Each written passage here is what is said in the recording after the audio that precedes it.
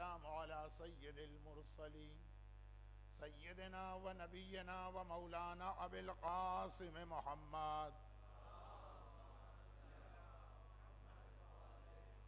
وآله الطيبين الطاهرين المعصومين المظلومين المنتجبين الميامين سيما للإمام المنتظر والحجة الثاني عشر اللهم عجل له الفرج ولعنة الله على أعدائهم أجمعين. أما بعد فقد قال الله الحكيم في كتابه الكريم بسم الله الرحمن الرحيم ربنا وابعث فيهم رسولا من أنفسهم يتلو عليهم آياتك ويزكيهم ويعلمهم الكتاب والحكمة إنك أنت العزيز الحكيم. صلوات.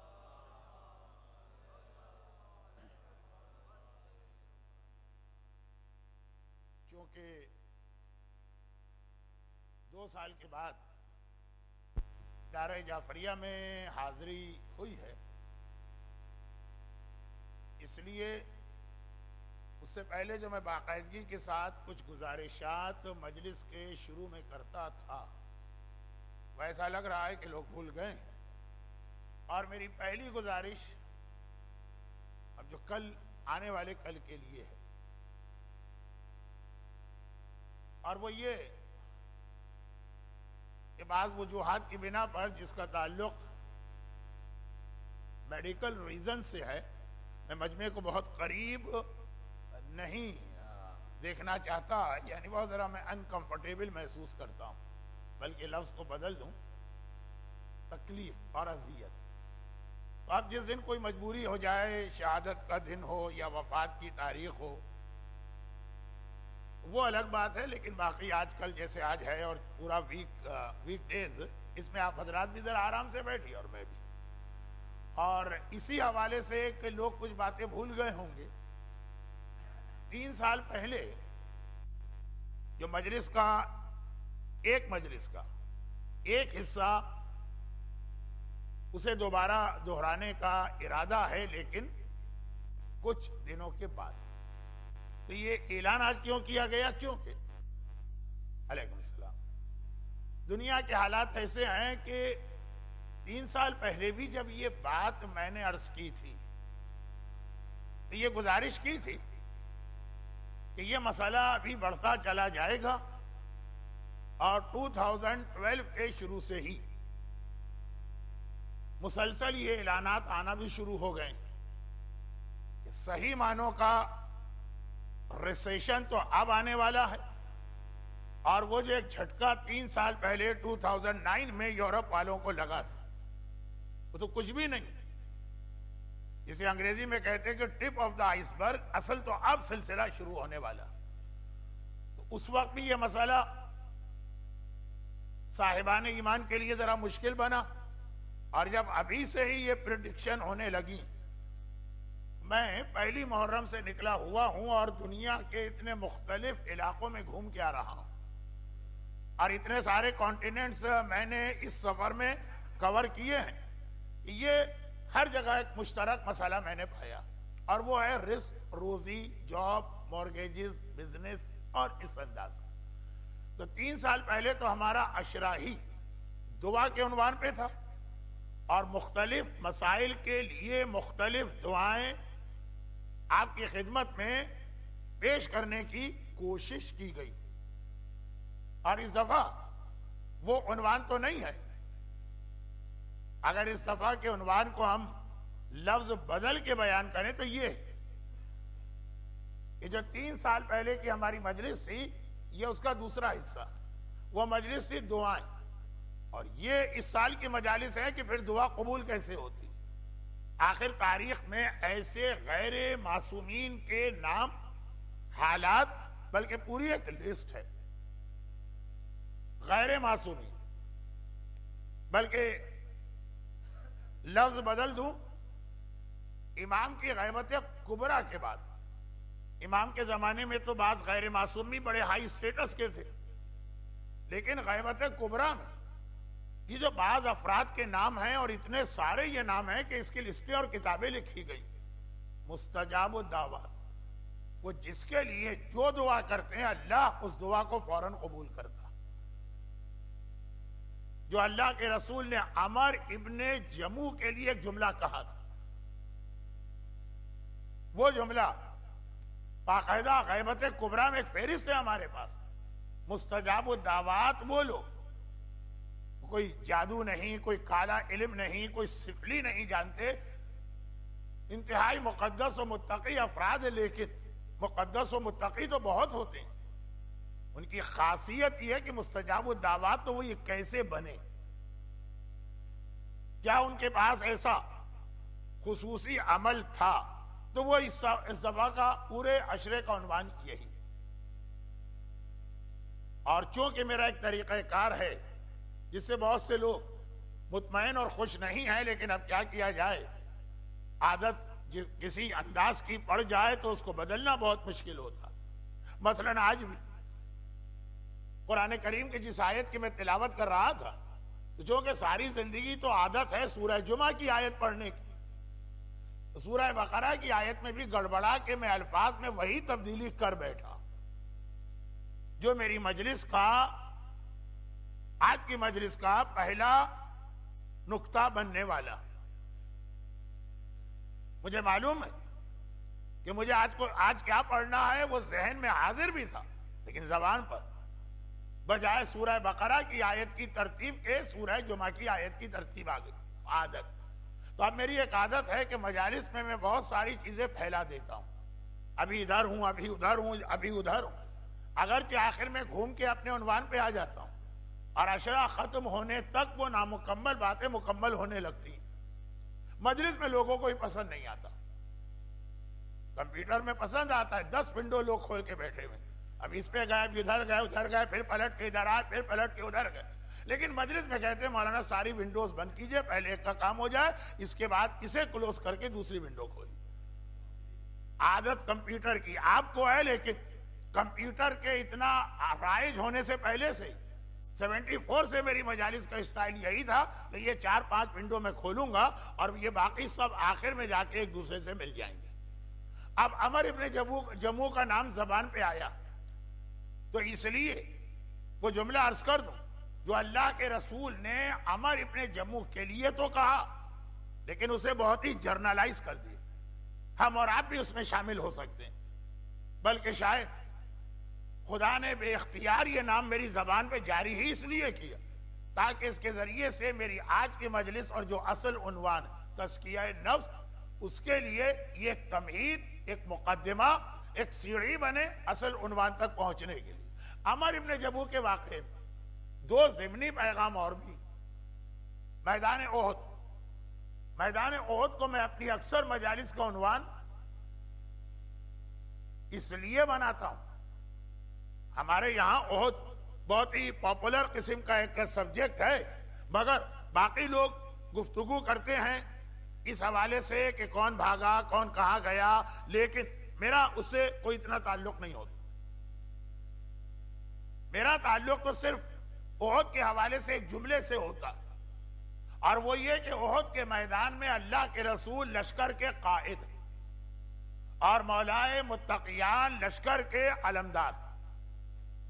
بلکہ دعائے افتتاح میں جو اللہ کا ایک لقب آتا، نام آتا، جو کبھی کبھار میں بھی اپنے خطبے میں پڑھتا ہوں، قاسم الجبارین. قاسم دونوں لفظ اس کے مشکل ہے، قاف بھی بہت گاڑھا نکالنا پڑتا اور سواد بھی بہت گاڑھا نکالنا پڑتا ہے. قاسم الجبارین، ایک سین والا قاسم ہے، شہزادہ قاسم، تقسیم کرنے والا مطلب، اور قاسم سواد والا، کمر توڑنے والا. اللہ کا لقب ہے قاسم الجبارین، تمام ظالموں کی کمر توڑنے والا. میدان احد میں مولا کے ہاتھ میں لشکر اسلام دیکھ کر کفار مکہ نے مشترکہ نعرہ لگایا تھا کہ جاء قاسم ہونا، جاء قاسم ہونا، جاء قاسم ہونا. وہ آ گیا جس نے ہماری کمر توڑی ہے، وہ آ گیا جس نے ہماری کمر توڑی ہے. مولا کے ہاتھ میں یہ علم دیکھ کے کہا تھا، اور غالباً اس مجمع کو تو یہ بتانے کی ضرورت نہیں کہ آخر مولا کو دیکھ کے یہ لفظ کیوں استعمال کیا. اس کا تعلق مکے کی ان گلیوں سے ہے کہ جب اللہ کے رسول تبلیغ رسالت کے لیے نکلے اور 13 سال کا مولا پیغمبر کے آگے آگے پیغمبر کی حفاظت کرتا ہوا جا رہا ہے، جو کہ کفار مکہ نے اپنے بچے پیغمبر پہ حملے کے لیے تیار کیے، مولا کی کھجور کی گٹھلیاں، ان کی کمر کا ٹوٹنا، اور ان کو اس طرح سے یہ واقعہ یاد رہا کہ میدان احد میں علی کے ہاتھ میں جب علم دیکھا تو وہ لفظ استعمال کیا جو وہی استعمال کر سکتے ہیں اور کوئی استعمال کر بھی نہیں سکتا، جاء قاسم ہونا، وہ آ گیا جو ہماری کمر توڑ رہا ہے۔ لیکن یہ لفظ، یہ خطاب میں نے صرف اس لیے استعمال کیا کہ میدان احد کائنات کی دونوں افضل ترین شخصیتیں جمع ہو گئی، اور ایک کے ہاتھ میں قیادت ہے اور ایک کے ہاتھ میں علم۔ خیبر کے میدان میں ایسا نہیں تھا۔ خیبر کے میدان میں جو پہلے دن تھے شروع کی، علم مولا کے ہاتھ میں نہیں تھا۔ بیماری کی وجہ سے پیغمبر خیمے میں ہے تو قیادت بھی پیغمبر سے چھین لی گئی بغیر کوئی اعلان کیے ہوئے، لیکن پیغمبر اپنے خیمے میں ہے۔ پیغمبر کو ظاہری طریقے سے خبر بھی نہیں خبر نہیں ہونے دے رہے کہ کیا ہو رہا، خود ہی سارے معاملات کو سنبھالا جا رہا، جس کو چاہے وہ علم تقسیم کیا جا رہا ہے۔ تو خیبر نہیں، احد کے اندر پیغمبر جیسا قائد ہے اور باقاعدہ آپریشنل قائد، یعنی پیغمبر پورے میدان احد کے نظام کو چلا رہے، اور مولائے متقیان جیسا علمدار ہے، پھر بھی مسلمانوں کو شکست ہوئی۔ ایسی بابرکت ہستیاں کہ جن کے قدم جہاں پہنچے وہ سارا خیر اور برکت اور رحمت اس کی جگہ بن جاتی ہے، اور دونوں ایک ساتھ موجود ہیں۔ اعلان رسالت سے پہلے بھی خدیجہ طاہرہ نے جب اپنا رشتہ پیغمبر کو بھجوایا تھا تو میسرہ کی رپورٹ پہ بھجوایا تھا نا، اگرچہ اس میں 2-3 اور بھی ضمنی واقعات شامل ہیں۔ ایک یہودی راہب کا پہلے سے پیغمبر کی تعریف کرنا، اور ایک عیسائی پادری کا پہلے سے یہ جناب خدیجہ کے حالات کے مجمع کے سامنے پڑھوں تو یہ آپ کی توہین۔ ذکر خدیجہ اور خدیجہ کے یہ واقعات آپ اتنا سنتے ہیں، لیکن جناب خدیجہ نے یہ فیصلہ جو کیا تو وہ میسرہ کی رپورٹ کے بعد کیا، جس کے 3 جملے آپ کو یاد ہیں کہ جس کے ساتھ آپ نے مجھے تجارت کے لیے بھیجا یہ کون ہے؟ پورے سفر میں جہاں کہیں دھوپ تیز ہوئی خود بخود ایک بادل آ گیا اور اس کے سر پہ سایہ کر رہا، اور یہ جہاں سے گزر رہا درختوں کی شاخیں جھک جھک کے اس کو سلام کر رہی، اور یہ جہاں سے جا رہا خود بخود اس زمین پہ سبزہ پیدا ہوتا چلا جا رہا ہے۔ پیغمبر کے قدموں کی یہ برکت ہے، چاہے تجارت کے لیے جا رہے ہیں، وہ تو میدان جہاد ہے۔ اللہ سب سے زیادہ خوش اور راضی ہوتا ہے میدان جہاد۔ 4 موقع ایسے ہیں جہاں کی دعا فوراً قبول، اور ان میں سے ایک موقع ہے جب میدان جہاد یعنی معصوم کی قیادت میں وہ جنگ جو صرف اللہ کی خوشنودی کے لیے لڑی جائے۔ میدان جہاد میں جب جیسے ہی صفیں تیار ہوتی ہیں، رحمت خدا کے سارے دروازے کھل جاتے ہیں، اتنی برکتیں نازل ہوتی ہیں۔ احد کا میدان میدان جہاد، اللہ کے رسول جیسے صاحب برکت، خود مجسمہ برکت موجود، اور علی جیسے مشکل کشا کے ہاتھ میں علم ہے، لیکن اسلام کم از کم پہلے مرحلے میں ہارا، اور وہ کوئی چھوٹا موٹا نقصان نہیں تھا۔ پیغمبر پوری زندگی میں بآواز بلند جس موقع پہ روئے، اور اتنا روئے کہ خود نہ روئے، پورے مدینے کو رلوایا، وہ احد کی جنگ تھی، احد کے ہیوی لاسز تھے۔ پیغمبر اسلام کا میدان احد پہ ساری زندگی غم رہا، جو ہمارے یہاں ماتم کی ایک دلیل بھی بنتا ہے۔ تو سوال یہ پیدا ہوتا کہ نبی اور امام کے ہوتے ہوئے بھی یہ مسلمانوں کو نقصان کیوں ہوا؟ کیا ایسا بنیادی فالٹ یا مسٹیک تھی؟ بھاگنے والے تو بعد میں بھاگے، اس سے پہلے آخر جیتتا ہوا لشکر اسلام کیوں ہارا؟ تو میں ایک آخر میں ایک جملہ کہہ دیتا ہوں، کیونکہ اتنا لمبا واقعہ میں نے پڑھ ہی دیا تو وہ یہاں بھی کہہ دوں گا، اور وہ یہ ہے کہ زمانے کا امام جب اپنا لشکر لے کے آئے گا تو امام بھی اس بات کا خیال کریں گے، گرچہ یہ جملہ امام کی شان کے حساب سے تو ٹھیک نہیں، اور لشکر امام کو بھی اس بات کا خیال کرنا کہ وہ غلطی نہ ہونے پائے جس غلطی کی وجہ سے رسول کے ہوتے ہوئے بھی کم از کم ابتدا میں مسلمانوں کو شکست ہوتی، اور جس کے ہوتے ہوئے علی جیسے مشکل کشا کے ہوتے ہوئے بھی مسلمانوں کو شکست ہوتی، اور وہ بہت ہی مختصر، ہر ایک کو معلوم ہے، مال کی محبت۔ بھئی وہ اگر 47 تیر انداز اپنی جگہ سے مال غنیمت کے چکر میں نہ ہٹتے تو احد کا میدان تو پہلے مرحلے میں مسلمان جیت رہے تھے، کافر بھاگے تبھی تو مال غنیمت چھوڑ کے گئے، جسے دیکھ کے بہت سو کی رال ٹپک پڑی اور بہت سے تو باقاعدہ اس محبت دنیا میں مبتلا ہو گئے۔ تو یہ احد کا پیغام میں اس لیے دہراتا ہوں کہ جیسے جیسے زمانہ آگے بڑھ رہا، ابھی اسی عشرہ زینبیہ کے درمیان دنیا میں کتنے مقامات پر صاحبان ایمان کی شہادتیں ہوئی۔ عراق کے اندر زائرین آنے والے زائرین پہ کتنی جگہوں پہ حملے ہوئے۔ پاکستان کا خیر خانپور کا واقعہ تو بہت زیادہ مشہور ہو گیا، لیکن یہ شہادتیں تو ہر شہادت ہمیں یاد دلاتی، عین العین المستر، عین العین الطالب بصارہی و طالب دم المقتول بکربلا۔ بھئی وہ کب آئے گا جو ان تمام خون ناحق کا انتقام لے گا؟ جب وہ امام یاد آتا ہے تو فوراً یہ پیغام مل جاتا، وہ اس وقت آئے گا جب تم احد کی غلطی نہیں کرو گے۔ اور احد کی غلطی کا، پہلی غلطی کا تعلق بھاگنے والوں سے نہیں ہے، وہ عام مسلمانوں کا مزاج، پیسے کی محبت، اور وہ بھی اس وقت جب مسلمان جیت رہے تھے۔ اگر انہوں نے اس وقت جگہ چھوڑی ہوتی کہ مسلمان ہار رہے تھے تو ہمارا کوئی تعلق بھی اس واقعے سے نہیں تھا، لیکن جب جیت رہے تھے یعنی تھوڑا سا ان کا ویلڈ پوائنٹ تھا کہ بھئی جب اسلام جیت رہا ہے، سارے کفار مکہ بھاگ رہے ہیں، اب بظاہر تو کوئی امکان ہی نہیں ہے کہ وہ پلٹ کے آئیں گے، اس لیے ہم اپنی جگہ سے ہٹیں۔ لیکن یہ ایک بالکل الگ موضوع ہے، پیغام بہت اہم، اور اس پیغام کو میرے پہلے جملے سے ملا لیجئے تو یہ ہماری آج کی مجلس کا بھی، آج کی مجلس تو نہیں، اس عشرے کا عنوان بھی بن گیا، اور وہ یہ کہ جب تک زمانے کا امام نہیں آئے گا، ایسا نہیں ہے کہ پاکستان میں خون بہتا رہے گا، لبنان میں شہادتیں ہوتی رہیں گی، عراق میں صاحبان ایمان اور ان کے پورے پورے گھرانے شہید کیے جاتے رہیں گے، اور لندن والے بیٹھ کے آرام سے بینیفٹ لے کے ایک آرام دہ زندگی گزاریں گے، اور نارتھ امریکہ والے عیاشیاں کریں گے، جی نہیں، کہیں کا امتحان جان کا ہوگا تو کہیں کا امتحان مال کا ہوگا، کہیں وہ لوگ ہوں گے جو راہ خدا میں اپنا خون بہائیں گے اور جنت پالیں گے، کہیں وہ لوگ ہوں گے جو مال کی محبت میں پاگل ہو کے سوسائیڈ کرنے لگیں گے اور جہنم پالیں گے۔ بظاہر ان کی مظلومیت پہ ترس آتا ہے کہ بیچارے 53 زائرین تو خالی بصرے کے قریب مارے گئے، وہ پھر بھی اس منزل پر پہنچے جس منزل کو یاد کر کے ہم کہتے ہیں فَيَا لَيْتَنِي كُنْتُ مَعَكُمْ، اے شہداء کاش ہم بھی تمہارے ساتھ ہوتے۔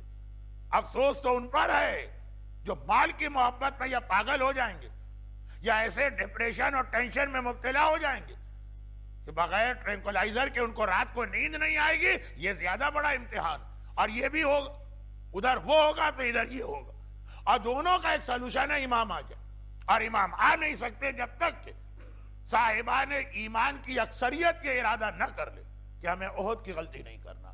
خیر، اب یہ احد کو میں بتانے جا رہا تھا یہ جملہ کہ مختلف علماء اور اسپیکر اور خطبہ اور ذاکرین اپنے اپنے انداز سے بیان کرتے ہیں۔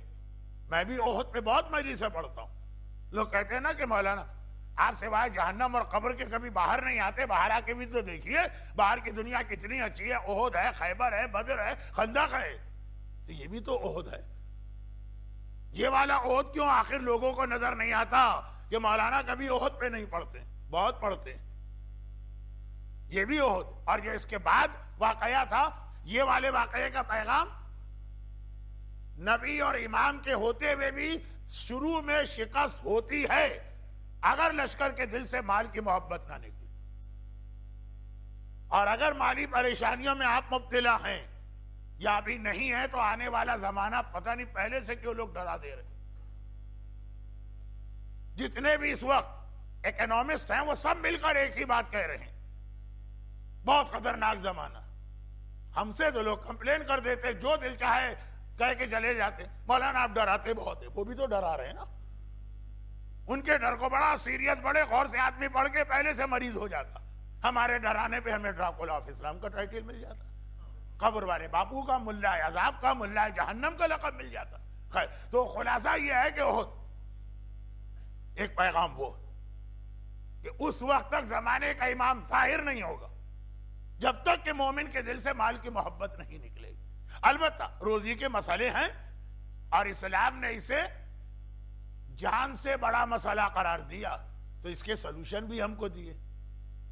چنانچہ آنے والی مجالس میں ایک جگہ تو نہیں, میں اصل عنوان کو تو نہیں چھوڑوں گا کیونکہ وہ میری عادت ہے کہ ایک وقت میں 4 ونڈو تو کھولیں گی. یہ نہیں ہے کہ جس دن وہ رزق کی بات آ رہی ہے تو ساری ونڈو کھول کے پوری مجلس رزق پہ پڑھوں. وہ میں نہیں ہوں گا, وہ کوئی اور پڑھ رہا ہے. تو اب یہ ہے کہ وہ ضمنی طور پر ہر مجلس میں 2-3 باتیں آئیں گی, لیکن ابھی بات آگے بڑھی. احد کا ایک پیغام یہ بھی, اور اسی پیغام کے آخر میں ہمارا عنوان کہ آدمی اس منزل پر کیسے پہنچتا کہ مستجاب الدعوات ہو جاتا ہے. ہم اگر وہاں تک نہ بھی پہنچ پائیں تو کم از کم اس راستے پہ قدم رکھ. عمر ابن جموح, اب اس کے اندر میں نے عرض کیا نا کہ 2 ضمنی پیغام ہیں. واقعہ میں پڑھ رہا ہوں اصل پیغام کے لیے جو آخر میں آئے گا, لیکن واقعے کو سمجھنے کے لیے 2 ضمنی باتیں بھی سننا. عمر ابن جموح مدینے کے اندر ایک چھوٹے سے بت خانے کا انچارج تھا. متولی یا ٹرسٹی کا لفظ تو صحیح نہیں ہے, لیکن بہرحال کیئر ٹیکر تھا مدینے کے ایک بت خانے کا, اور بوڑھا آدمی تھا. بوڑھے آدمی کا جو ایک مزاج اور عادتیں بن جاتی ہیں, میں نے مجلس کے شروع میں پہلے اپنی بری عادتوں کا ذکر کیا نا, تو اب معلوم ہے کہ جیسے عمر کے ساتھ عادت بن جاتی ہے اس کو بدلنا بہت مشکل.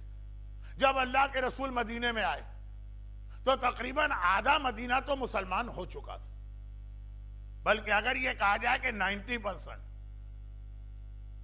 بلکہ اگر یہ کہا جائے کہ 99% تو صحیح. جو تھوڑے بہت دل سے مسلمان نہیں تھے, منافق تھے, کلمہ تو پڑھ رہے تھے.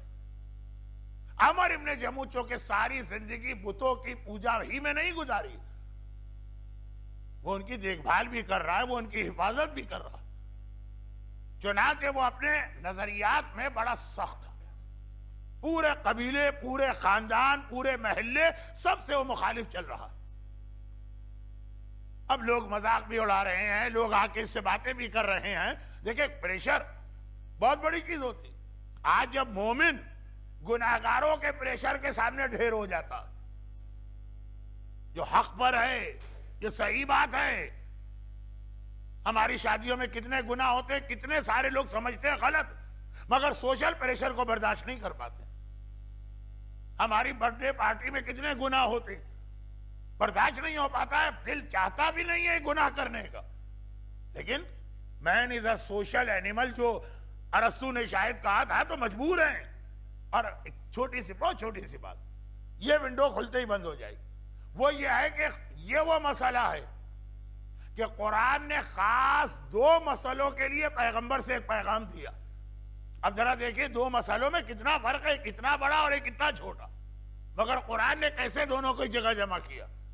ایک مولا کی ولایت کے حوالے سے یہ بات کہی ہے, واللہ یعصمک من الناس, اعلان غدیر کرو, لوگوں سے نہ ڈرو, اللہ تمہیں بچائے گا. یہ ولایت علی, اسلام کا سب سے بڑا مسئلہ ولایت. اور کہاں سورہ احزاب میں دوسری کیا بات کہی کہ اے رسول آگے بڑھو اور یہ شادی کر لو, مت ڈرو کہ لوگ کیا کہہ رہے ہیں, اللہ تمہیں بچائے. ولایت علی کے مسئلے پر اگر قرآن کہے کہ اللہ تمہیں بچائے گا تو سمجھ میں آ رہا ولایت علی کے اتنے شدید اور اتنے بدترین مخالفین تھے. 2 دفعہ تو آلریڈی پیغمبر پر قاتلانہ حملے کیے جا چکے تھے, اور صرف ولایت علی کے حوالے سے. اور کہاں پہ شادی کا ایک مسئلہ، اور سورہ احزاب میں یہ آیت آئی ہے. سورہ احزاب میں آئیے، میں نے اتنا زور کیوں دیا؟ سورہ احزاب آیت تطہیر میں، اسی سورے میں ان اللہ و ملائکتہ یصلون والی آیت اسی سورے میں، ولایت علی کا پیغام اسی سورے میں ہے. اور سب سے بڑھ کر یہ کہ عاشور کے دن سورہ احزاب کی تلاوت ہائیلی ریکمینڈڈ ہے اعمال عاشور میں. اس اہم ترین سورے میں قرآن کیا بات چھیڑ رہا ہے؟ شادی کی بات. وہ تو کہیے کہ لوگوں کو اردو نہیں آتی یا عربی نہیں آتی، ورنہ تو سر پھاڑ دیں عاشورے کے دن اگر ہم عربی سورے کے بدلے اس کا اردو ترجمہ پڑھیں. مولانا پاگل ہو رہے ہیں؟ آج عاشور کا دن، شہادت کا وقت، اور آپ شادی بیاہ کی باتیں چھیڑ کے بیٹھ گئے. بس یہ کہ جو کہ عربی میں پڑھایا جاتا ہے یہ سورہ میں خود نہیں پتا ہوتا ابھی ہم کیا پڑھ کے بیٹھے. اعمال عاشورہ میں سورہ احزاب بہت اہم ہے، اور سورہ احزاب کے درمیان میں شادی بیاہ کے تذکرے چل رہے ہیں. بہت ساری چیزیں انگریزی کا کور مل جاتا ہے نا تو پھر وہ بات چل جاتی ہے. میں اکثر کہتا ہوں کہ شرابی ہمارے یہاں بہت برا لفظ ہے، فلاں صاحب ڈرنک کرتے ہیں، وہ تو خیر چلتا. تو خلاصہ یہ ہے کہ وہ انگریزی کا کور اسی طرح یہاں عربی کا کور مل گیا تو چل گئی بات. ورنہ سوچی اعمال عاشورہ چاشت کے وقت کیے جاتے ہیں کہ کربلا کا جہاد شروع ہو چکا، بلکہ اس کو اس طرح ملائی کہ اعمال عاشورہ میں ہم 7 مرتبہ انا للہ و انا الیہ راجعون پڑھتے ہوئے آگے بڑھ رہے ہیں اور پیچھے آ رہے ہیں. آنسو نکل رہے ہیں مومن کے، پھوٹ پھوٹ کے رو رہا ہے مومن. اعمال عاشورہ کے اس مرحلے میں جا کے لوگ گریہ کرنے لگتے ہیں، اور اس کے ساتھ بات کیا ہو رہی ہے؟ شادی بیاہ کی. لیکن عربی میں ہو رہی ہے تو چل گئی بات. اب وہ ہے کیا بات؟ اللہ کے رسول اس خاتون سے شادی کرنا چاہتے ہیں جو پیغمبر کی بہو کے نام سے مشہور ہے،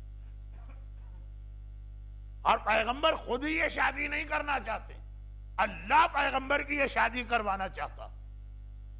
بہت سارے فقہی مسئلے پروردگار کو اس کے ذریعے سے حل کرنا ہے. پیغمبر یہ شادی کریں تو بہت سارے احکامات دین آئیں، اور پیغمبر یہ شادی کرتے ہوئے گھبرا رہے ہیں اور ہچکچا رہے ہیں. یہ لفظ جو میں نے کہا گھبرا رہے ہیں، یہ بھی ایک طرح سے شان رسالت کے خلاف کہا، مگر قرآن کی آیت سے کچھ یہ مفہوم آ رہا. سورہ احزاب، اور کتنی اہم آیت کے بعد یہ فوراً ملی ہوئی یہ بات آئی. خیر آیت تطہیر شروع میں آئی تھی، یہ اس کے ایک صفحے کے بعد، مگر اس کے ساتھ جو آیت ملی وَمَا كَانَ لِمُؤْمِنٍ وَلَا مُؤْمِنَةٍ إِذَا قَضَى اللَّهُ وَرَسُولُهُ أَمْرًا أَن يَكُونَ لَهُمُ الْخِيَرَةُ، جو میں 28 سفر کی مجلس میں اکثر آیت پڑھتا ہوں. اتنا اہم پیغام، اس کے فوراً بعد شادی کی بات. خبردار، کسی مومن مرد اور عورت کو یہ حق نہیں کہ اگر رسول ان کے بارے میں کوئی فیصلہ سنائے تو وہ کہیں کہ ہم سوچیں گے اور غور کریں گے اور آپشن ہمارا. ان یکون لہم الخیارہ فی امرہم، اپنے ذاتی معاملات میں بھی کسی کو بولنے کا حق نہیں اگر رسول کوئی فیصلہ کر دے. کوئی چیز پرسنل میٹر نہیں ہوتی ہے جہاں رسول آ جاتے ہیں.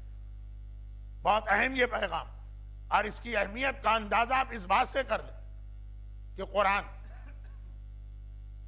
جو ایک دنیا کا عام طریقہ اور قاعدہ نہیں ہے، مجھے 28 سفر کو کہنا چاہیے، چھوڑ دیتا ہوں یہ جو جملہ ابھی چھوڑ دیتا ہوں، اس کے فوراً بعد آ گیا خبردار کسی مومن اور مومنہ کو حق نہیں ہے اپنے معاملے میں بھی ہونٹ کھولے اگر رسول نے کوئی فیصلہ سنا دیا. اور اب آیت آ گئی زوجناکہا. جو عربی جاننے والے وہ تو اس کا لطف لیں گے. پورے قرآن میں واحد جگہ جہاں فرسٹ پرسن کی پروناؤن، سیکنڈ پرسن کی پروناؤن، تھرڈ پرسن کی پروناؤن، تینوں کو اللہ نے ایک لفظ میں جمع کر دیا. زوجناکہا.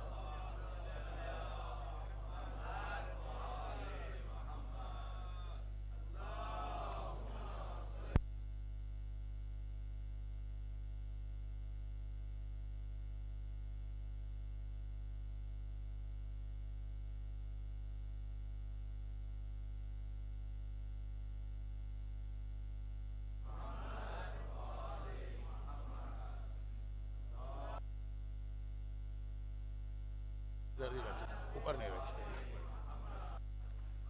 عمر ابن جموح نوجوان بت خانے سے بت چوری کر کے لے جاتے ہیں, اور وہ بیچارہ پھر ڈھونڈنے نکلتا ہے میرا اللہ کہاں گیا. اس کے جملے بھی بڑے عجیب ہوتے ہیں, گلیوں میں کہتا ہوا ڈھونڈتا ہے, اے میرے اللہ کہاں چلے گئے, کون تجھے اٹھا کے لے گیا, ارے کس نے تیری چوری کی ہے, مجھے پتا چلے تو میں یہ سزا دوں گا. ادھر نوجوان اپنے مذاق سے باز نہیں آتے, اس کے دوست تبلیغ سے باز نہیں آتے, وہ اپنی عادت سے باز نہیں آتا. پھر کوئی جا کے گندگی میں ڈال دیتا ہے, بیچارہ اٹھا کے لاتا, دھوتا جاتا ہے, روتا جاتا ہے, میرے اللہ یہ کس نے تیری حالت کر دی. مگر آخر ایک حدیث, یہ جو میں نے کہا ضمنی پیغام, سخت ترین آدمی بھی آپ کے سامنے آئے, امر بالمعروف اور تبلیغ سے رکیے نہیں. پتھر جیسی سخت چیز پہ پانی کا قطرہ گرتا رہے تو 100 سال بعد صحیح اس میں گڑھا پیدا کر دے گا. انسان کا دل تو اللہ نے بہت ہی سافٹ اور بہت ہی نرم بنایا.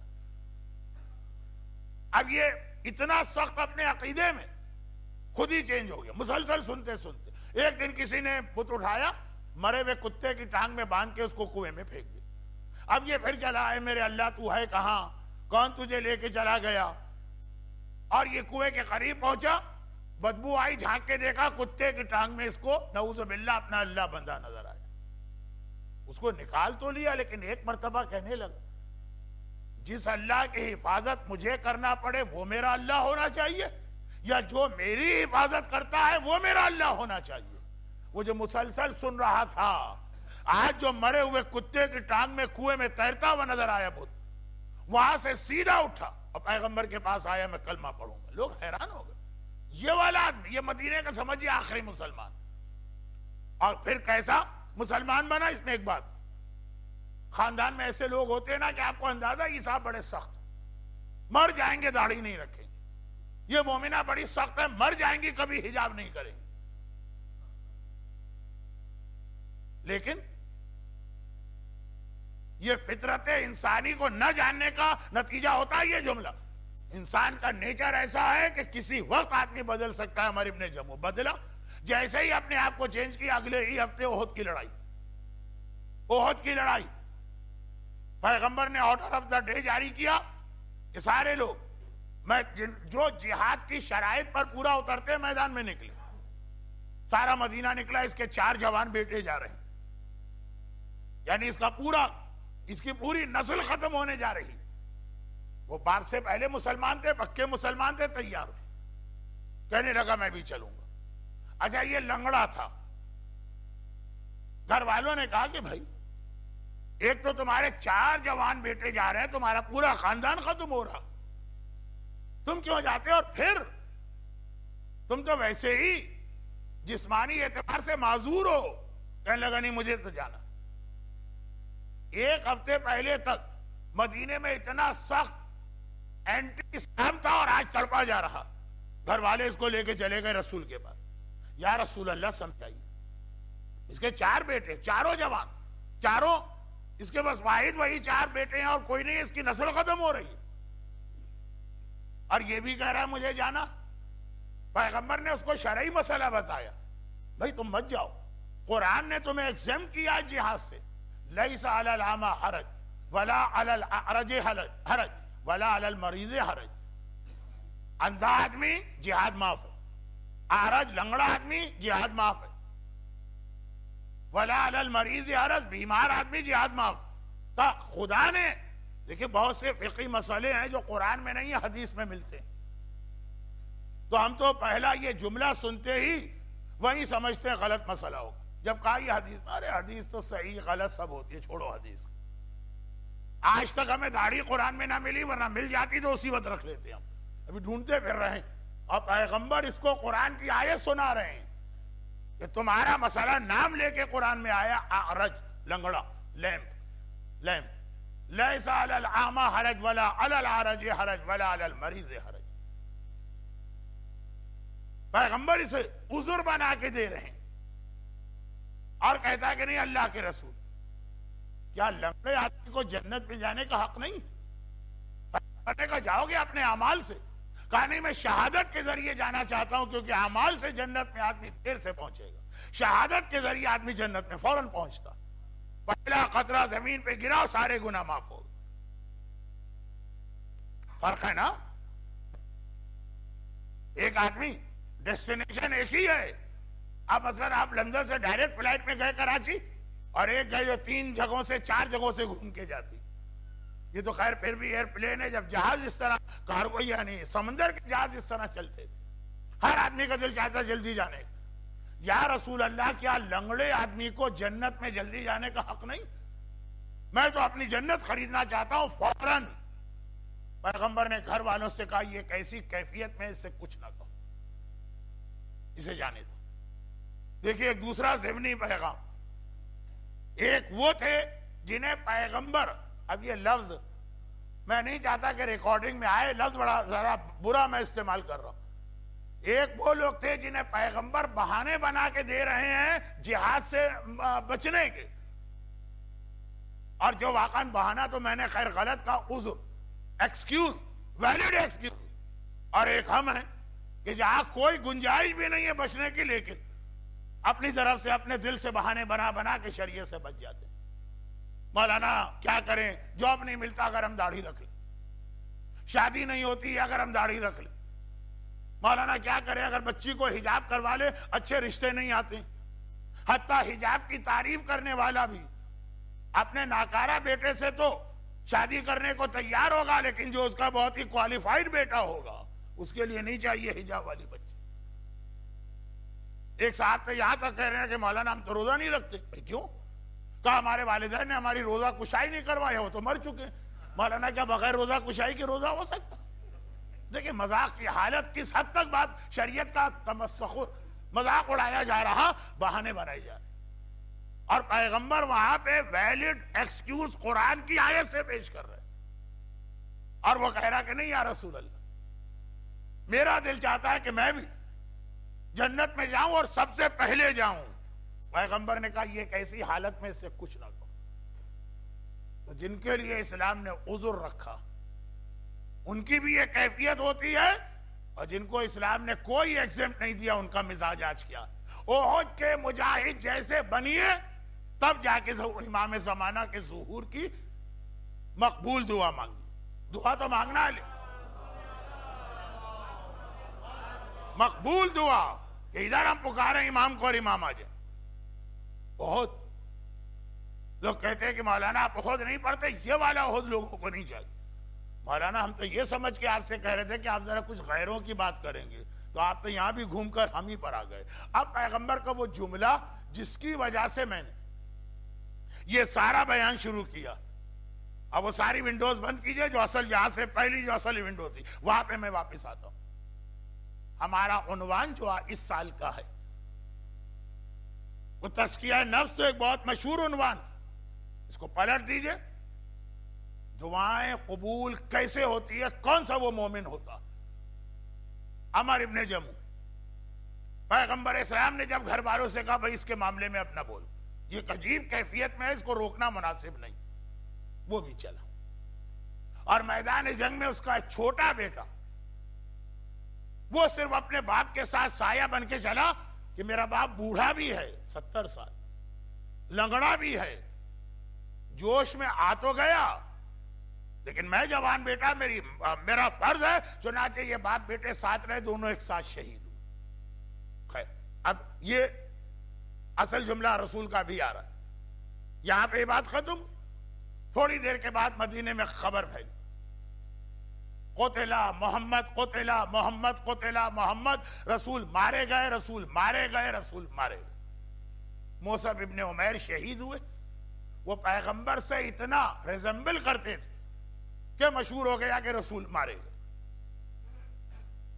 اور پھر شیطان نے اس خبر کو اور بڑھا دیا. اب مدینے کی عورتیں بے چین اور بے تاب ہو کے نکلی. اس سے پہلے اب مدینہ اور احد کا میدان بہت قریب بھی نہیں ہے جیسے آج ہے, کہ آج کو اگر آپ کو کوئی میدان احد کی زیارت کو لے جائے گا تو آپ تو ابھی سوچتے رہیں گے کہ مدینہ ختم ہو احد شروع ہو, اور پتہ چلا کہ بالکل مدینے کے مرکز میں آج احد کا میدان آ گیا. مگر اس وقت احد مدینہ نہیں تھا، دور تھا، مگر اتنا دور بھی نہیں تھا۔ البتہ یہ آئی پیڈ، آئی فون، یہ موبائل، انٹرنیٹ، بلیک بیری اس ٹائپ کی کوئی چیز اس زمانے میں نہیں تھی۔ یہ آپ کے لیے تو نہیں کہہ رہا ہوں، بچوں کے لیے کہتا ہوں۔ حیران ہو کے بچے کہتے ہیں تو مولانا اس نے آخر بلیک بیری سے میسج کیوں نہیں بھیج دیا؟ تو بتانا پڑتا ہے کہ بیٹا اس وقت یہ چیزیں نہیں تھی۔ تو اب خلاصہ یہ ہے کہ احد کا میدان تو جب وہاں نقشہ پلٹا اور مسلمانوں کی شہادتیں ہونے لگی، ہر 5 منٹ کے بعد مدینے خبر جا رہے تھے مسلمان مارے جا رہے، مسلمان مارے جا رہے، مسلمان مارے جا رہے۔ پیغمبر کی شہادت کی خبر کافی دیر میں آئی، تو جس خاندان میں خبر آ رہی تھی اس کی عورتیں آ رہی تھیں، آخر میں تو سارے مدینے کی عورتیں نکل کھڑی۔ اب پیغمبر کی ازواج گھبرا کے میدان احد جا رہی، تو دیکھا کہ احد کے میدان سے ہند چلی آ رہی، ہندا نہیں ہند۔ ہند عرب میں بہت کامن نام، جیسے آج اگر آپ کسی خاندان میں جائیے تو 8-10 فاطمہ تو یقیناً اس خاندان میں ہوں گے، اور ہونا چاہیے۔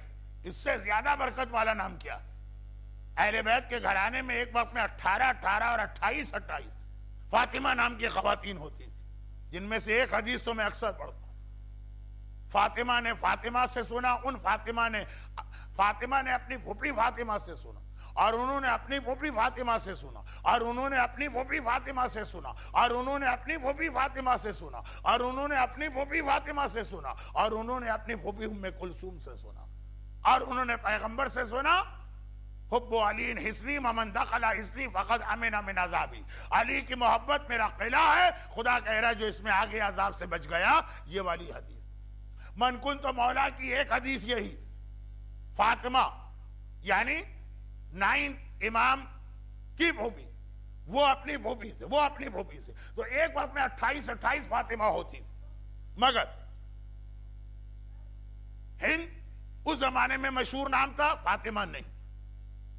بہت ساری ہند تاریخ میں یہ عمر ابن جموح کی بیوہ، ازواج رسول نے دیکھا کہ احد کے میدان سے وہ آ رہی، جہاں پہ اس زمانے میں باؤنڈری تھی یہ احد ہے اور وہ مدینہ۔ جیسے کچھ لوگ M25 کو لندن کی باؤنڈری سمجھتے ہیں، نماز قصر و تمام، کہ اس کے باہر جائیں گے تو نماز ہمیں قصر کرنا، اس کے اندر رہیں گے تو نماز پوری۔ اب یہ فقہی مسئلہ تو غلط ہے، M25 فقہی اعتبار سے کوئی حیثیت نہیں رکھتی، لیکن ہیں بہت سے لوگ جن کے ذہن میں یہ خیال، مولانا کتنا دور لندن سے جائے تو نماز قصر ہو جاتی۔ ہم نے کہا جب شہر لندن ختم ہو جائے، کہاں ختم ہوتا ہے لندن کا؟ M25۔ خیر وہ تو یہ طے آپ کو کرنا۔ اگر آپ مراجع سے بھی پوچھیں گے، آغا خامنائی، آغا سیستانی سے، کہ M25 کے باہر جائیں تو قصر ہے، وہ کہیں گے ہمیں نہیں پتا، یہ آپ بتائیے، آپ لندن والے، یہ آپ بتائیے۔ جہاں مرجع آپ سے پوچھتا ہے وہاں تو آپ کہتے ہیں واہ یہ کیسے مراجع ایک مسئلہ پوچھنے گئے، انہوں نے جواب ہی نہ دیا، گیند ہمارے کورٹ میں پھینک دی۔ اور جب مرجع خود کوئی فیصلہ کرتا ہے، واہ نجف میں بیٹھنے والے کو کیا حق ہے ہمارے بارے میں فیصلہ کرے، ہم پر چھوڑ دے جس دن ہمارا دل چاہے عید منائیں۔ دیکھیے ہماری قوم کا مزاج ہے۔ تو خیر اب یہ تو چھوٹی تھوڑی 1-2 منٹ کے لیے ونڈو کو کھٹ بند کر دیا۔ واپس آئیے اصل ہوم پیج پر، اور وہ یہ ہے کہ ہند آ رہی جو باؤنڈری ہے مدینے اور احد کی تھی، وہاں پہ ازواج رسول اور ہند کی ملاقات۔ دیکھا اونٹ ہے اور اونٹ پہ کچھ سامان لدا ہوا ہے جو چادر سے چھپا، کہا یہ کیا؟ نہیں پہلے نہیں، اب وہ احد سے آ رہی نا، کہا یہ بتاؤ کہ احد کی کیا حالت ہے، تم تو وہیں سے آ رہی ہو نا۔ اب یہ ممبر ہے اور میری عادت بھی نہیں ہے، اختر شیرانی کا ایک بہت ہی مشہور مصرع، وطن سے آنے والے بتا وطن خیر چھوڑی۔ تو خلاصہ یہ کہ تم احد سے آ رہی ہو، ہند نے کہا الحمدللہ سب خیریت۔ اب انہوں نے کہا چاہیے احد سے کیا سامان لے کے جا رہی؟ احد تو جنگل ہے، بلکہ ڈیزرٹ ہے، جنگل میں بھی پھل پھول کچھ مل جاتے ہیں، ڈیزرٹ اور میدان احد۔ کہا یہ 3 لاشیں، ایک میرے شوہر عمر ابن جموح کا لاشا، ایک میرے بھائی کا لاشا، ایک میرے بیٹے کا لاشا۔ وہ جوان بیٹا جو باپ کو بچاتے ہوئے خود بھی مارا گیا، 3 شہادتیں میرے خاندان، 3 لاشیں۔ اب گھبرا گئی ازواج رسول، ارے ہم نے پہلا سوال یہ کیا تھا کہ احد میں کیا حالت ہے، کیا ہے؟ تم نے کہا سب خیریت، اور تمہارا شوہر مارا گیا، تمہارا بھائی مارا گیا، تمہارا بیٹا مارا گیا، کہاں کی خیریت ہوئی؟ آپ کسی سے بات کریں کہ بھئی تمہارے گھر میں کیا خیریت؟ اچھا تو ٹھیک ہے، تمہارے بابا کو، ارے وہ تو ابھی آدھا گھنٹہ پہلے مر گئے، تو تم خیریت کس بات کی کہہ رہے تھے؟ 3 لاشیں، اور ایسے 3 لاشیں کہ ایک عورت کی ساری زندگی انہی 3 کے گرد گھومتی، یا شوہر یا بھائی یا بیٹا، اور اس کا جواب تھا خیریت ہے۔ ہند نے جواب دیا، بھئی تم نے پوچھا میدان احد، میں نے کہا خیریت، کیونکہ اللہ کا رسول سلامت ہے، رسول سلامت رہے تو سمجھو خیریت ہی ہے، چاہے ہم کو کتنا ہی نقصان کیوں نہ اٹھانا پڑے۔ یہ تھا جذبہ احد کی عورتوں کا، اس زمانے کی عورتوں کا۔ بیٹا مارا گیا، خیریت، بھائی مارا گیا، خیریت، شوہر مارا گیا، خیریت، کیونکہ اللہ کا رسول موجود۔ اچھا اب یہ باتیں ہو رہی تھی، اور وہ ہند اونٹ کو لے کے آگے بڑھ، ایک دم اونٹ بیٹھ گئے، پوری کوشش کر رہی ہے، وہ کھڑا نہیں ہو رہا۔ بچوں کو پھر سمجھانا مشکل، گھر کے پلے ہوئے جانور، خاص طور پر جس جانور کو آپ نے بچپنے سے پالا۔ لوگ کہتے مولانا کس کا بچپنا؟ دونوں کا بچپنا، ہم بھی بچے تھے اور وہ بھی بچہ تھا، دونوں ہی ساتھ بڑے ہوئے۔ وہ تو اولاد سے زیادہ آدمی کا فرما بردار بنتا، اولاد تو جوان ہو کے کیا کڑفوں دکھاتی، ایسے ایسے بیہودہ جملے والدین کے بارے میں کہتی، اپنے مزے کی خاطر ہمیں پیدا کر دی، آج حق جتانے آ گئے۔ کیونکہ یہ یورپ اور امریکہ میں زیادہ کہا جانے لگا، اور میرے پاس وقت نہیں ہے، گرچہ اس وقت میں اپنے موضوع پر ہوں، لیکن پھر بھی 1 گھنٹے میں مجلس ختم کرنا۔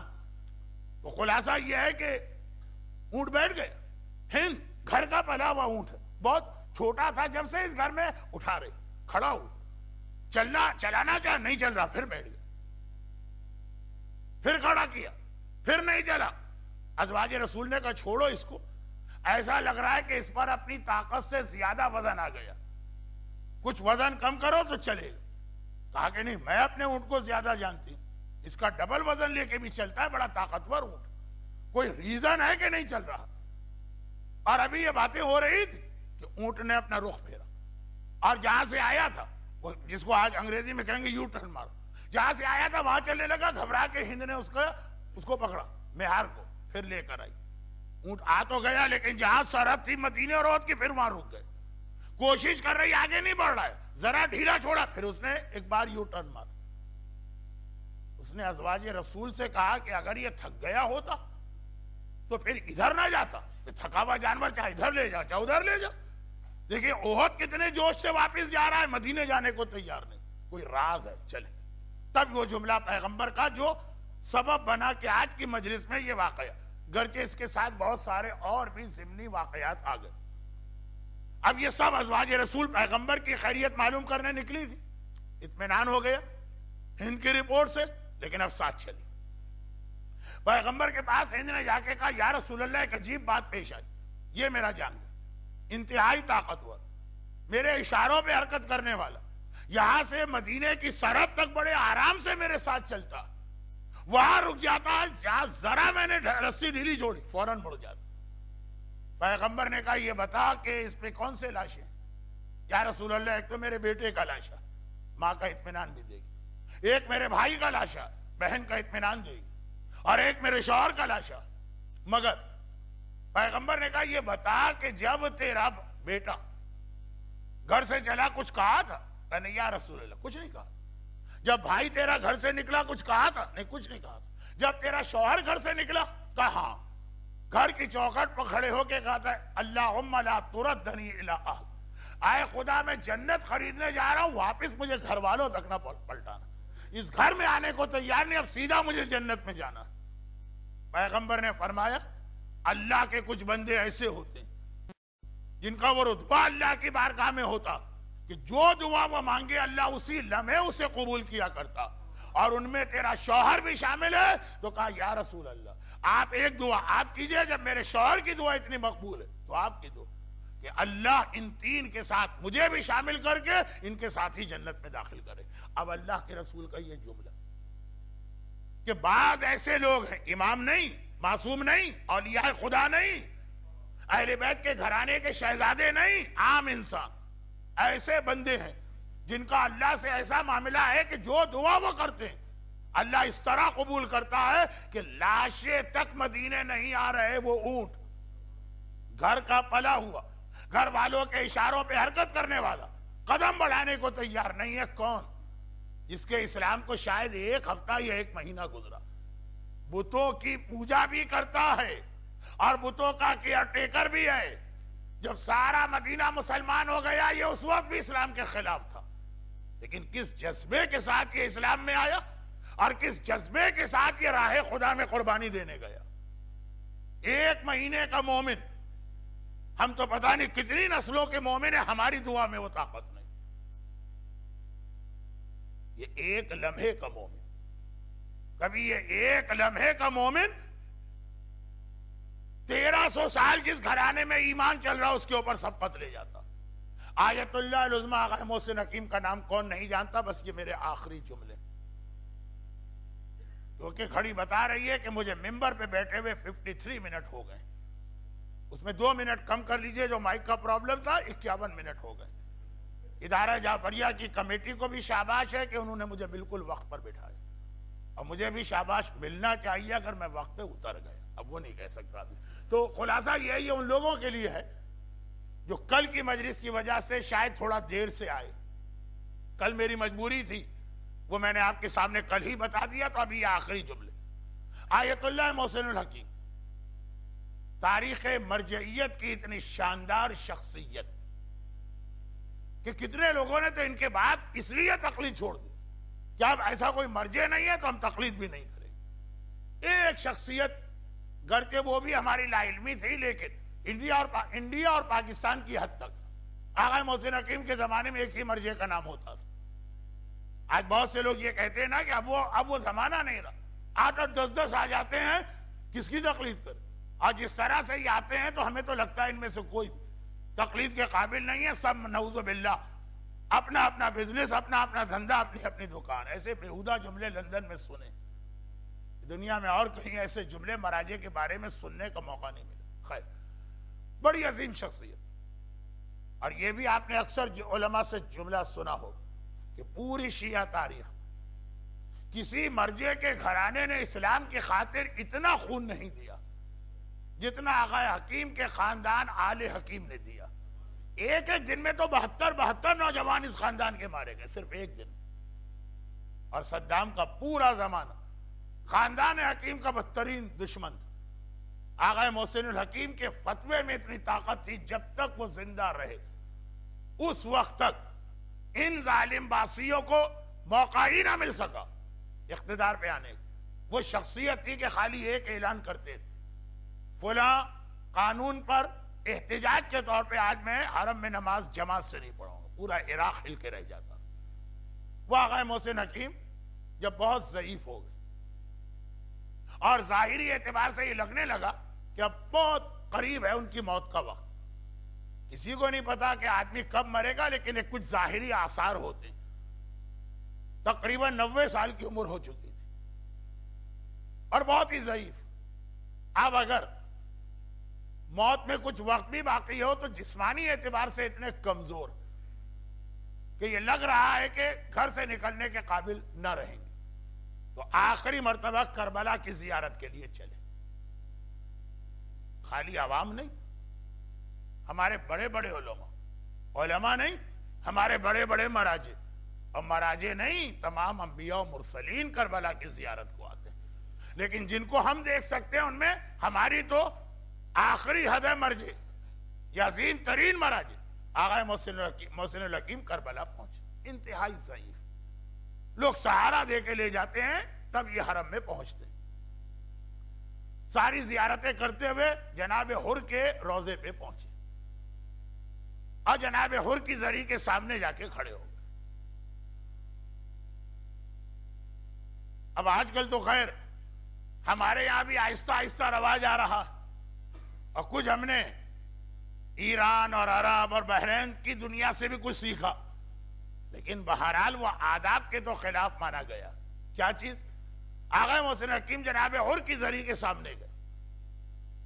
جناب حر وہ شخصیت ہے جن کے بارے میں شیعہ تاریخ میں کئی علماء اور شیعہ حکمرانوں کے حالات ہیں کہ وہ ان کے بارے میں شک میں رہے تھے، ان کو صحیح مانے کہ نہ مانے۔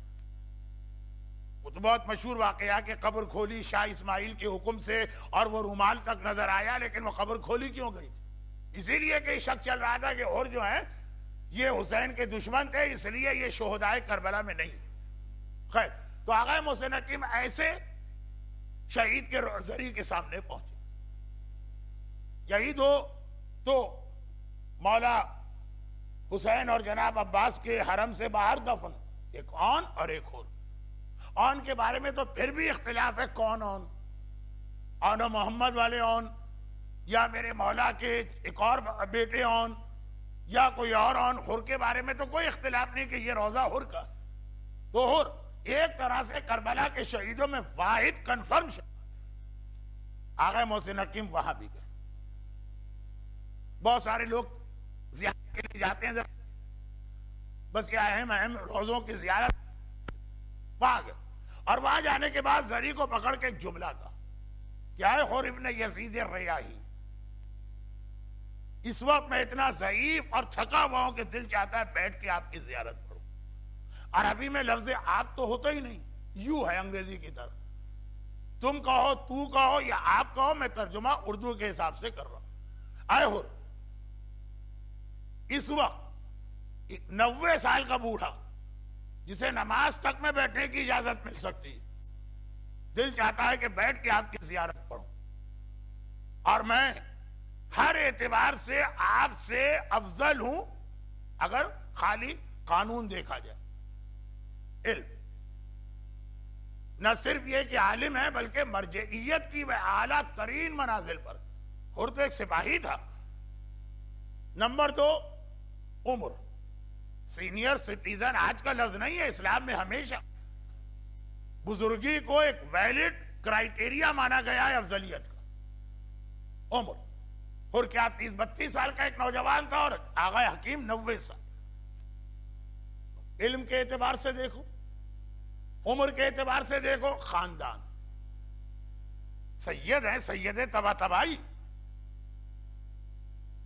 وہ تو خود حر بھی کہتا ہے، جب آقا حسین نے کہا تھا کہ سقلت قومک، حر تیری ماں تیرا ماتم کرے، تو حر کا جواب یاد ہے نا، فرزند رسول اگر کسی اور نے میری ماں کا نام لیا ہوتا میں پلٹ کے اتنا ہی سخت جواب دے، لیکن آپ کی ماں کائنات کی افضل ترین خاتون رسول خدا کی بیٹی، وہ جسارت نہیں کر سکتا کہ ان کا نام بھی اپنی زبان پہ لاؤں، خود حر مانتا۔ کہا عمر میں، علم میں، نسب میں، ہر اعتبار سے تجھ سے افضل، مگر دل چاہ رہا ہے اس وقت تھکن سے بیٹھوں، لیکن اے حر تیری اتنی حیبت، اتنا جلال، اتنا روب میرے دل میں ہے کہ مجھ سے بیٹھا نہیں جا رہا، اور اس لیے کہ تو نے بس یہ جملے پہ کل کی مجلس ہی نہیں بلکہ پورا اشراف آگے بڑھے، اس لیے کہ تو نے آقا حسین کے پاس آنے کے لیے نفس کی اتنی بڑی قربانی دی کہ جو اس قربانی کی اہمیت کو جانتا ہے اس کا بدن کام جاتا ہے حر کا نام سن کر۔ نفس کی قربانی اور تزکیہ نفس، پیغمبر نے کہا کچھ ایسے نیک بندے جن کا اللہ کے یہاں وہ رتبہ ہے جو زبان سے کہیں، ہمارے یہاں ایسا نیک بندہ بننے کے لیے 40 سال ریاضتیں کرنا پڑتی، علم عرفان کے چکر میں پڑھنا پڑتا، اور مختلف قسم کے کہ پوری زندگی زیارت عاشورہ پڑھو، اور پوری زندگی گوشت نہ کھاؤ، اور پوری زندگی فلاں عمل نہ کرو۔ عمر ابن جموع 1 ہفتے میں پہنچ گیا وہاں، اور حر 1 دن میں پہنچ گیا، دن بھی میں نے زیادہ کہا، 2 گھنٹے،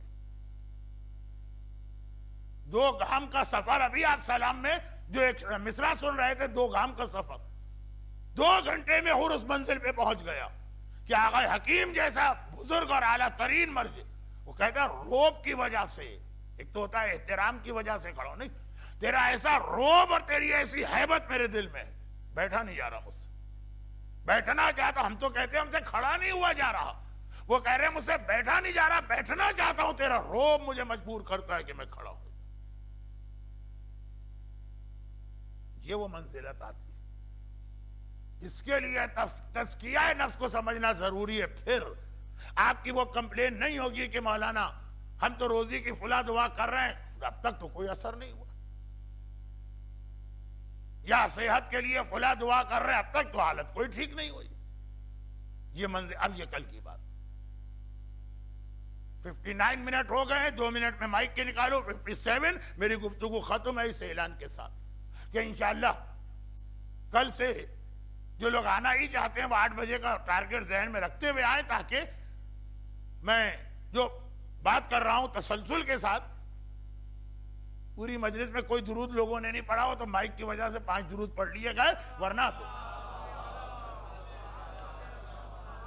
اس طرح لوگ بیٹھتے ہیں. تو اس لیے وقت پہ آ جائیے تاکہ وہ جو میرا مسلسل بیان، لوگ یہی کہتے ہیں مولانا اتنا مسلسل آپ کا بیان ہے کہ ہمیں تو موقع ہی نہیں ملتا.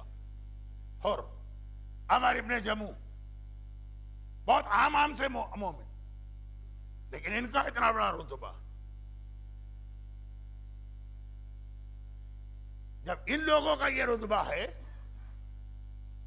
تو اب اگر ہم کو یہ پتا چلے کہ باب الحوائج عباس کے روزے کی کوئی دعا آج تک رد نہیں ہوئی تو اس میں کیا ہم کو تعجب. جب عمر ابن جموع 1 ہفتے کا مومن، مگر ایسا مومن بنا کہ پیغمبر نے ایک جرنلائز اصول دیا، خالی یہ نہیں کہا یہ ایسے اللہ کے بندے تو جس کی رگوں میں علی کا خون،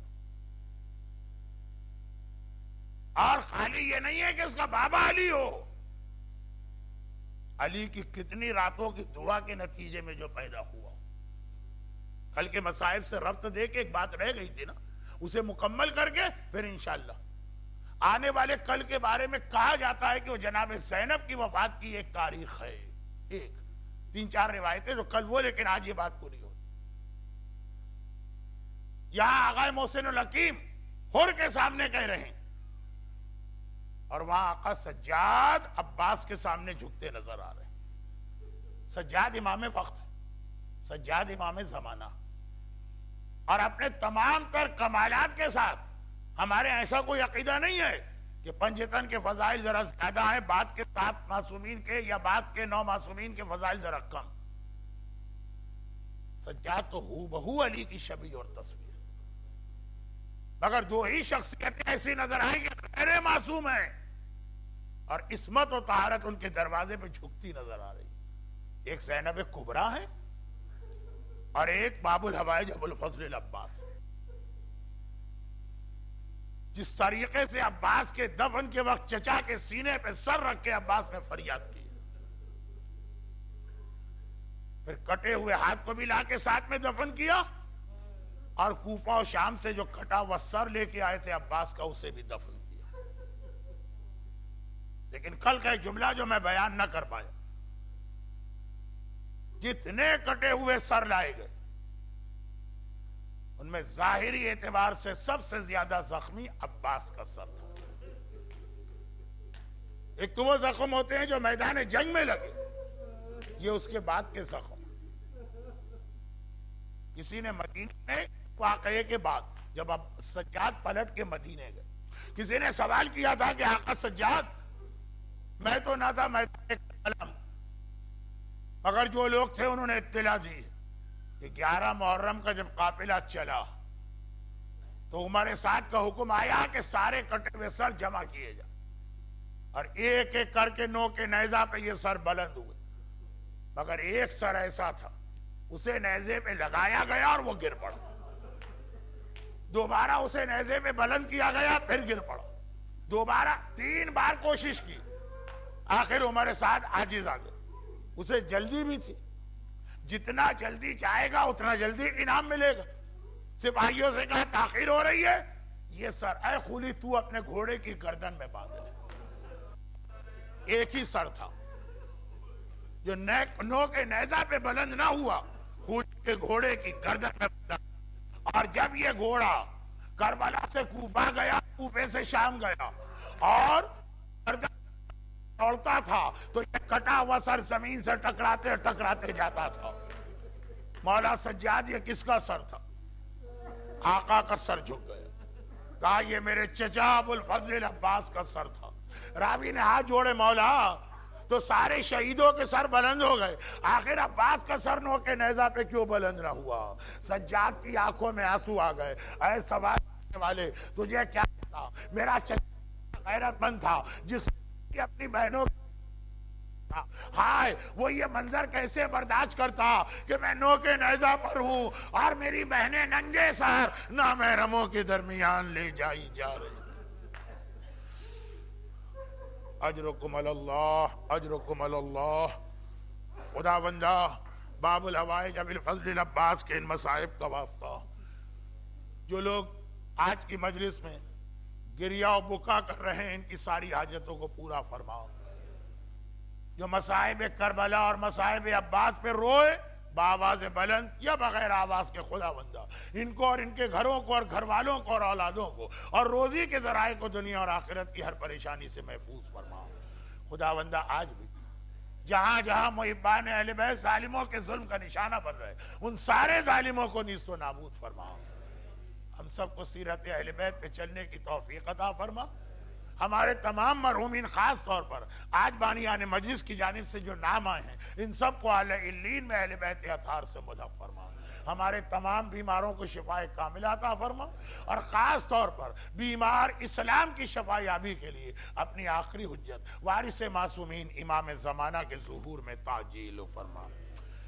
مرحومین کے اسماء گرامی مرحوم سید منتظر عباس جعفری ابن سید انوار حسین جعفری، محمد مہدی ابن زاہد حسین، مرحومہ نثار بانو بنت ہدایت حسین، مرحوم مختار حسین ابن ہادی حسن، مرحوم مرحومہ رفیق حسین بنت ظفریاب حسین، مرحوم سید ظفر مہندی ابن محمد مہندی، مرحوم سید قمر عباس ابن سید مختار حسین، مرحوم سید انوار حسین ابن سید تجمل حسین، مرحومہ سیدہ خیر النساء بنت اولاد حسین، مرحوم سید خیرات حسین رضوی ابن سید پیر محمد رضوی، مرحومہ سیدہ زینب بی بی بنت اولاد حسین، مرحومہ نظر فاطمہ بنت ولایت علی. آج کی مجلس میں جو مومنین ہیں ان کے خاندان کے تمام مرحومین، تمام شہداء اسلام خصوصاً خانپور کے حالیہ واقعات اور عراق کے حالیہ واقعات کے شہداء کو لموات مومنین و مومنات فاتحہ. بسم اللہ الرحمن الرحیم. الحمدللہ رب العالمین الرحمن الرحیم مالک یوم الدین ایاک نعبد و ایاک نستعین اهدنا الصراط المستقیم صراط الذین انعمت علیہم غیر المغضوب علیہم ولا الضالین. ماتم حسین